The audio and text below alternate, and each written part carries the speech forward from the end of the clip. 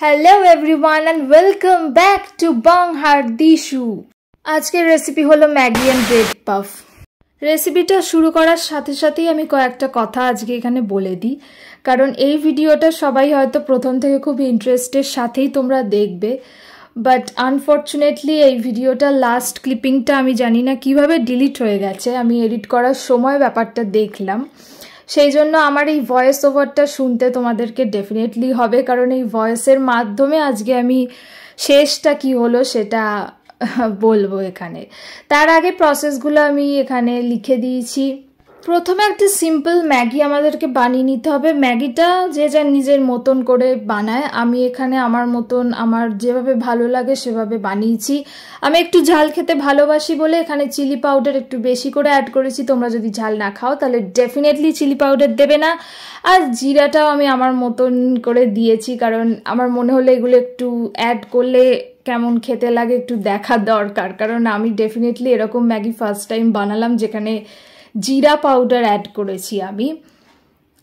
অনেকেই যারা বাংলা জানে না তাদের জন্য কিন্তু আমি এই সাবটাইটেলগুলো দিয়ে দিয়েছি ভিডিওর ওপর।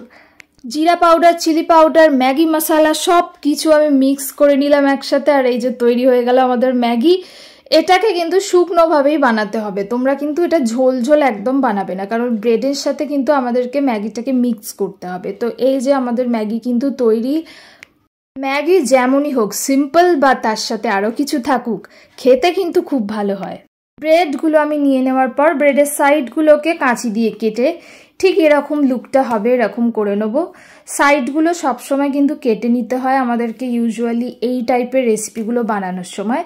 আমি একটা বাটির মধ্যে নিয়ে নিলাম ময়দা, তাতে একটু দিয়ে দিলাম জল, আর এটাকে মিক্স করে একটা থিক পেস্ট বানিয়ে নিলাম।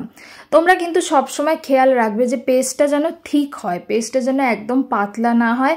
তারপর এই যে ব্রেডের সাইডগুলোতে পেস্টটাকে অ্যাপ্লাই করে দেব।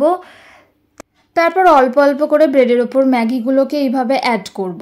এর পরের ক্লিপিংটাই কিন্তু ডিলিট হয়ে গেছে, তাই জন্য বাকি রেসিপিটা আমি ভয়েস ওভার দিয়ে বলে দিচ্ছি। তোমরা ব্রেডের ওপর ম্যাগিগুলোকে অ্যাড করার পরে ম্যাগি সমেত ব্রেডটাকে কিন্তু ভালো করে রোল করে নেব, যাতে ব্রেডটা একটুও ভেঙে না যায়।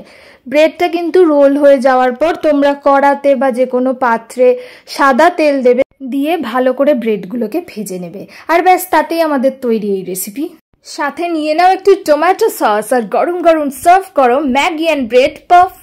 সকলকে অসংখ্য ধন্যবাদ আমার ভিডিওটা প্রথম থেকে শেষ অবধি দেখার জন্য আর আমার ভয়েসটা শোনার জন্য। Thank you for watching. Do not forget to like, comment, share and subscribe. Bye bye.